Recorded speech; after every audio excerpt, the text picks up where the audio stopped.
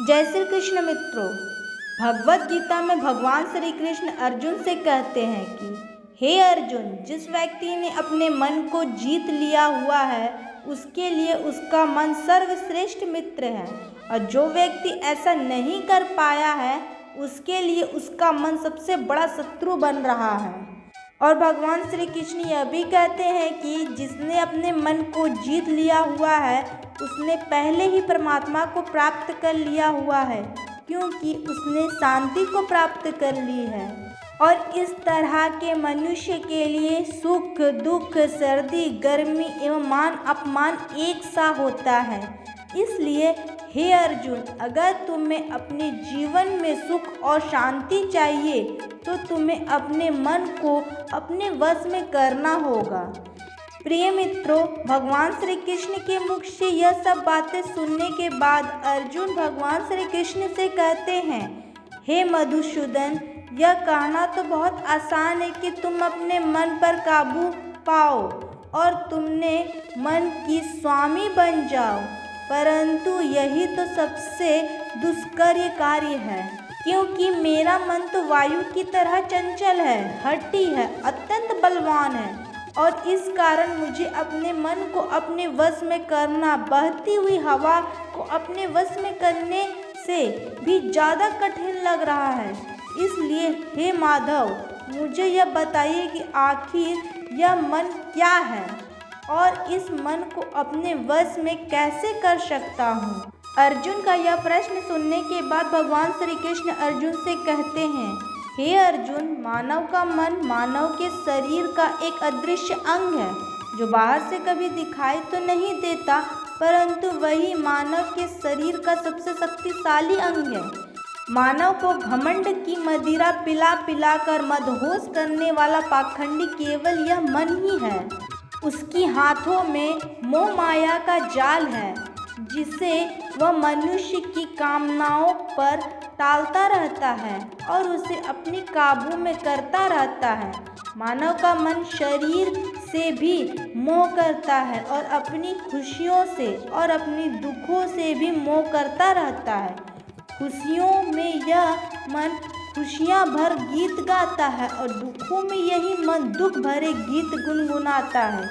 दूसरे लोगों को अपने दुखों में शामिल करके मनुष्य के मन को बहुत ज़्यादा खुशी मिलती है। किसी भी मानव का उसका मन जीवन के आखिर तक अपने जाल में इतनी आसानी से बाहर निकालने नहीं देता, और इसी तरह उसे अपने रस्सी से बांधकर उसे तरह तरह के नाच नचवाता रहता है।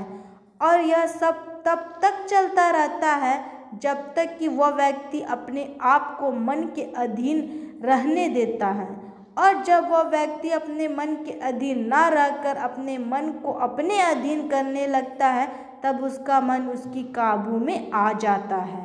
मनुष्य का मन मनुष्य को जीवन में अंत तक इतनी फुर्सत भी नहीं देता है कि वो अपने अंतर में झांक कर अपनी अंतर आत्मा को पहचाने और उस आत्मा के अंदर जिस परम आत्मा परमेश्वर का प्रकाश है उस परमेश्वर का साक्षात्कार कर सके। इसलिए हे अर्जुन, किसी भी जीवित प्राणी के लिए यह बहुत महत्वपूर्ण है कि वो प्राणी अपने मन को अपने काबू में करके अपने अंतर में झांक कर अपनी अंतर आत्मा को देखे, और जब वह व्यक्ति ऐसा करेगा तब उस व्यक्ति को अपनी अंतर आत्मा के अंदर परमात्मा का प्रकाश उस स्पष्ट दिखाई देने लगेगा, और इसी को ही परमात्मा का यानी कि ईश्वर का साक्षात्कार कहते हैं। हे अर्जुन, मानव का शरीर एक रथ की तरह ही है। जैसे आँख, नाक, कान, जीभ और त्वचा इत्यादि, और इन सभी पांचों ज्ञानेंद्रिय रूपी घोड़े को जो सारथी चलाता है वो सारथी हमारी बुद्धि है, और उस सारथी की हाथों में जो लगाम है ना वह हमारा मन है। और इस शरीर रूपी रथ में बैठा हुआ स्वामी ही मनुष्य की आत्मा है। मानव की इंद्रियां विषयों की ओर आकर्षित होती रहती है और यह सब तब तक ही होता रहता है जब तक कि वह मनुष्य अपने मन को अपने काबू में ना लाए। हे अर्जुन, जब तुम स्वयं अपने मन के अधीन न रहकर अपने मन को अपने अधीन कर लेते हो तो यही मन तुम्हें एक अच्छी सारथी की तरह तुम्हें शरीर रूपी रथ को सीधी सुमच्छ भगवान श्री कृष्ण की ओर ले जाता है। तुम्हारा मन यदि तुम्हारा स्वामी है और तुम उसके अधीन होगे तो तुम्हारा मन तुम्हें माया के बंधन में जकड़ता रहेगा, और जब तुम अपने मन पर काबू पा लोगे और तुम उसके स्वामी हो जाओगे तो यही मन तुम्हें मोक्ष के द्वार तक ले जाएगा।